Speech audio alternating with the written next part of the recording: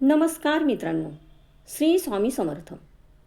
कोणत्याही घरी देवघर हे घरातील सर्वात मोठं सकारात्मक ऊर्जेचं केंद्र असतं. देवघरातून नेहमी सकारात्मक ऊर्जा प्रवाहित होत असते. या ऊर्जेचा सकारात्मक परिणाम हा आपल्या आयुष्यावर पडत असतो आणि सर्व प्रकारच्या वाईट गोष्टीपासून आपल्या घराचं संरक्षण होतं. परंतु वास्तुशास्त्रानुसार देवपूजेचे काही नियम आणि प्रभावी तोडगे असतात. त्याचं पालन केलं तरच आपल्याला इच्छित फळाची प्राप्ती होते. मात्र तुम्ही जर चुकीच्या पद्धतीने पूजा केली तर त्याचा नकारात्मक परिणाम देखील तुमच्या आयुष्यावर होऊ शकतो. चुकीच्या पद्धतीने पूजा केल्यास तुम्हाला अपेक्षित फळाची प्राप्ती होत नाही, असं वास्तुशास्त्रामध्ये देखील सांगण्यात आलं आहे. तुम्ही अन्नपूर्णा देवघरात तांदळात ठेवता, बरोबर ना? परंतु ते सुद्धा तुमच्याकडून एक चूक होते. त्याचीच मी तुम्हाला अचूक माहिती आज ह्या व्हिडिओच्या माध्यमातून तुमच्याबरोबर शेअर करणार आहे. त्याचबरोबर अशाच छोट्या छोट्या चुका परंतु अतिशय महत्त्वाच्या देवपूजा करताना वारंवार होणाऱ्या कोणत्या चुका ज्या गृहलक्ष्मीने टाळल्या पाहिजेत. देवपूजा करताना प्रथम देवघरामध्ये प्रवेश केल्यानंतर काय करावं आणि काय करू नये, शास्त्रोक्त माहिती, शास्त्रोक्त पद्धतीचे नियम आम्ही तुमच्याबरोबर या व्हिडिओच्या माध्यमातून शेअर करणार आहोत. खरोखरच देवपूजा करताना काही महत्त्वाचे नियम जर गृहलक्ष्मीने पाळले, नक्कीच लक्ष्मी माता तुमच्यावर प्रसन्न राहील. घरामध्ये हळूहळू आपल्याला बदल दिसायला सुद्धा लागतात. पैशाला पैसा लागेल, मेहनतीला आपल्या यश येईल. प्रत्येक घरामध्ये देवपूजा ही दररोज झालीच पाहिजे. मग ती देवपूजा घरातील गृहलक्ष्मीने किंवा घरातील पुरुषाने केली तर उत्तमच. कारण शास्त्रसुद्धा सांगते की जिथे पुरुष देवपूजा करतात तेथे लक्ष्मी स्वतः पाणी भरते. लक्ष्मी माता त्या घरी स्थिर वास करते. परंतु बऱ्याच ठिकाणी गृहलक्ष्मीच देवपूजा करते. दररोज नित्य नियमाने पूजा केली तर घर हे प्रसन्न राहते. देवाची पूजा करताना गृहलक्ष्मीचे मन हे नेहमी प्रसन्न असावं, म्हणजे तुमच्या घरातील सगळे सदस्य सुखी राहतात आणि घरातील वातावरण सक्रिय होते आणि सगळ्यांच्या इच्छा पूर्ण होण्यास मदत मिळते. देवपूजा करताना आपले मन भक्ती, श्रद्धा आणि विश्वास यांनी भरलेलं हवं. आता आपण मुख्य विषयाकडे वळूया. त्या अगोदर नवीन असाल तर आपल्या चॅनलला लाईक, शेअर आणि सबस्क्राईब मात्र जरूर करून घ्या. मला खात्री आहे तुम्हाला हा आजचा व्हिडिओ, ह्या व्हिडिओमधील माहिती मनापासून आवडेल. चला तर मग सुरुवात करूया. शास्त्राप्रमाणे देवपूजा सूर्योदयाच्या अगोदर म्हणजेच 7च्या अगोदर करायला हवी. बघा, आता आपण प्रथम काय करतो, देवघरात प्रवेश करतो. सर्व पूजा सामग्री एकत्र करून देवपूजेसाठी आपण बसतो. परंतु आपण येथेच एक पहिली चूक करतो. ती चूक म्हणजे देवपूजेसाठी आपण आसनावर बसले पाहिजे. आसन आपले देवापेक्षा उंच असू नये. आसनावर बसल्या बसल्या आपण लक्ष देऊन ऐका. ओम भू देवताय नमः, ओम कुलदेवताय नमः, ओम ग्रामदेवताय नमः, ओम अन्नपूर्णाय नमः, ओम वास्तुपुरुषाय नमः असे म्हणूनच आपल्याला आसनावरती नमस्कार करून बसायचे आहे. टीप नंबर 2, आपल्या मधल्या बोटाने आपल्याला स्वतःला कपाळावर तिलक लावून घ्यावायचा आहे. टीप नंबर 3, तुपाचा आणि तेलाचा दिवा लावून अगोदर घ्यावा. कारण देवपूजा ही नेहमी अग्नीच्या साक्षीने करायला हवी. नंतर घंटीचा नाद करायचा आहे. लक्षात ठेवा, देवपूजेच्या अगोदरच घंटीचा नाद करायचा असतो. देवपूजेनंतर घंटीचा नाद चुकूनही करू नका. टीप नंबर 5. नंतर आपल्याला आपल्या गुरूंचे स्मरण गुरु ब्रह्म गुरु विष्णू गुरुर्देव महेश्वरा गुरु साक्षात परब्रह्म तस्मै श्री गुरुवे नमः असे म्हणून त्रिवार मुजरा करावा. टीप नंबर 6.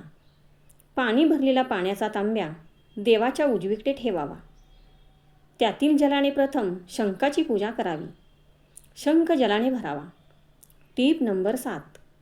शंखाच्या पाण्याने आपले शरीर आणि सामुग्रीवर शंखजल शिंपडावी. सर्व घरामध्ये देखील हे पाणी फुलाने किंवा दुर्वाने विष्णू मंत्र ओम नमो भगवते वासुदेवाय नमः किंवा सर्व मंगल मांगल्य शिवे सर्वार्थ साधिके हा मंत्र म्हणत ते पाणी घरभर शिंपडा. तुमची देवपूजा झाल्यानंतर शिंपडले तरी चालेल. हे पाणी घरभर शिंपडल्याने घरातील नकारात्मक ऊर्जा आणि वास्तुदोष नष्ट होऊन पवित्र वातावरण निर्माण होते. तसेच यामुळे घरात सुख शांतता आणि लक्ष्मीचा वास राहतो. टीप नंबर 8. शंख हा आपल्या उजव्या बाजूला ठेवावा आणि घंटाही डाव्या हाताला ठेवावी. आता टीप नंबर 9 खूप महत्त्वाची सांगणार आहे. तुम्हाला हे लक्षपूर्वक ऐकायचे आहे. तुम्हाला आत्तापर्यंत व्हिडिओ ऐकून बरेच प्रश्न पडले असतील, परंतु तुम्हाला मी व्हिडिओच्या शेवट तुमच्या सर्व प्रश्नांचे निरसन तुम्हाला समजेल असे करणार आहे. त्यामुळे हा व्हिडिओ शेवटपर्यंत आमच्यासोबत राहा. व्हिडिओ कोठेही मध्ये स्किप करू नका. खरोखर खूप माहिती पूर्ण हा व्हिडिओ तुमच्यासाठी आहे, म्हणूनच समजून घेऊन लक्षपूर्वक ऐका. अन्नपूर्णा मातेबद्दल आहे. अन्नपूर्णा माता ही साक्षात माता पार्वतीचे रूप असून ती अन्न धान्य आणि ऐश्वर्याची देवी आहे. समृद्धीचे अधिष्ठान आहे. ज्या घरात अन्नपूर्णा मातेची मूर्ती किंवा फोटो असल्यास घरात कधीही अन्न आणि धनधान्याची कमतरता भासत नाही.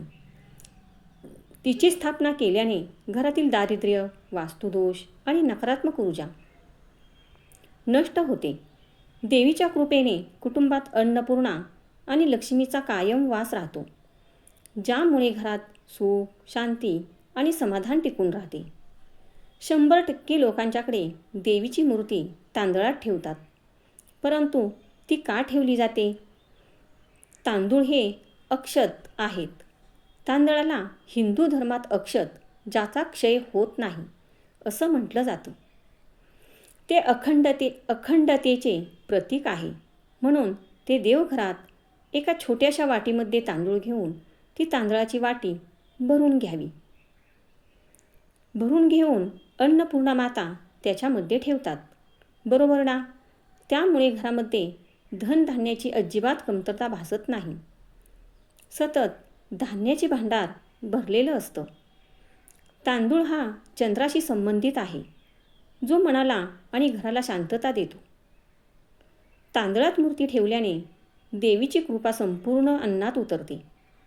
परंतु तुम्हाला हे माहिती आहे का? त्या अन्नपूर्णा मातेच्या तांदळामध्ये देखील एक गुपित वस्तू ठेवायची असते. गुपित धन ठेवायचे असते. मग तुम्ही 11 रुपये ठेवू शकता किंवा 1 रुपयाचं नाणंसुद्धा ठेवू शकता. यामुळे अन्न आणि धन हे एकमेकांशी जोडलेलं जात आहेत. धान्यात 11 रुपये किंवा 1 रुपया किंवा तुम्हाला शक्य असल्यास सोन्याचे चांदीचे किंवा तांब्याचे नाणे गुप्त धन म्हणून त्या तांदळामध्ये लपवून ठेवल्याने लक्ष्मी आणि अन्नपूर्णा एकाच ठिकाणी वास करतात. घरामध्ये सुख समृद्धी वाढून अफाट बरकत होते. धान्यामध्ये पैसे ठेवल्याने घरात येणारा पैसा हा सत्कारणी लागतो आणि अन्नासोबतच पैशाचीही बरकत होते. अन्नपूर्णा मातेबरोबर लक्ष्मी मातेचा सुद्धा अखंड वास आपल्या घरामध्ये राहतो. आता हा नियम तुम्हाला म्हणजेच हा उपाय तुम्हाला शुक्रवारी अष्टमी किंवा पौर्णिमा या दिवशी करावायचा आहे. तसेच त्यातील तांदूळ अमावस्याच्या दिवशी किंवा मंगळवारी शुक्रवारी बदलले तरी चालतील, पण ते बदलायचे असतात. आता आपण तुम्हाला पडलेल्या प्रश्नांची उत्तरे जाणून घेऊया. दैवी शक्तीचा प्रभाव आणि सात्विक वातावरण. सकाळी सूर्योदयाच्या वेळी आणि 7च्या अगोदर वातावरणात सद्गुण, सात्विकता सर्वाधिक असतो आणि सर्व सकारात्मक दैवी शक्ती जागृत असतात. या पवित्र काळात पूजा केल्याने पूजेचे फळ आणि दैवी ऊर्जा आपल्या वास्तूला आणि शरीराला त्वरित प्राप्त होतात. म्हणूनच देवपूजा 7च्या अगोदर करावी. देवपूजा सुरू करण्यापूर्वी कपाळावर तिलक लावल्याने मनाची एकाग्रता वाढते आणि शरीरातील आज्ञाचक्र 3ऱ्या डोळ्याचे स्थान जागृत होते. तसेच देवाला केलेली पूजा आणि मंत्रोच्चार याद्वारे निर्माण होणारी पवित्र ऊर्जा शरीरात टिकून राहण्यास मदत होते. म्हणूनच पूजेच्या अगोदर कपाळाला जरूर तिलक लावून घ्यावा. आता पूजा करताना आपल्या शरीरात निर्माण होणारी सकारात्मक आणि आध्यात्मिक ऊर्जा थेट जमिनीमध्ये वाहून नष्ट होऊ नये म्हणून आसन हे ऊर्जा अवरोधक म्हणून काम करते. तसेच जमिनीवरील नकारात्मक लहरीपासून आपल्या शरीराचे रक्षण करून आसनामुळे पूजेच्या वेळी मनाला स्थिरता आणि एकाग्रता लाभते. म्हणून देवपूजेच्या वेळी आसनावर बसूनच देवपूजा करावी. ज्या जमिनीवर आपण राहतो आणि पूजा करतो ती भूदेवता आणि ज्या घरामध्ये आपण राहतो तो वास्तुपुरुष आणि ज्या अन्नामुळे आपले शरीर चालते ते अन्नपूर्णा माता आहे. त्यामुळे पूजेच्या सुरुवातीला त्यांचे आभार मानून कृतज्ञता व्यक्त करणे आपले आद्य कर्तव्य मानले जाते. कुल आणि परिसराचे रक्षण. आपल्या घराण्याचे रक्षण करणारी कुलदेवता असते आणि आपण राहतो त्या गावचे किंवा परिसराचे रक्षण करणारे ग्रामदेवता. त्यामुळे त्यांची अनुमती आणि कृपा मिळवण्यासाठी त्यांना वंदन केले जाते. पूजेला यामुळे स्थिरता आणि पूर्णत्व मिळते. या सर्व स्थानिक आणि मुख्य देवतांना सुरुवातीला नमस्कार केल्याने पूजेच्या जागेतील नकारात्मक ऊर्जा नष्ट होते. वास्तूमध्ये सकारात्मक लहरी निर्माण होतात आणि आपल्या हातून होणारी पूजा कोणत्याही निर्विघ्नपणे पूर्ण होऊन तिचे पूर्ण फळ आपल्याला मिळते.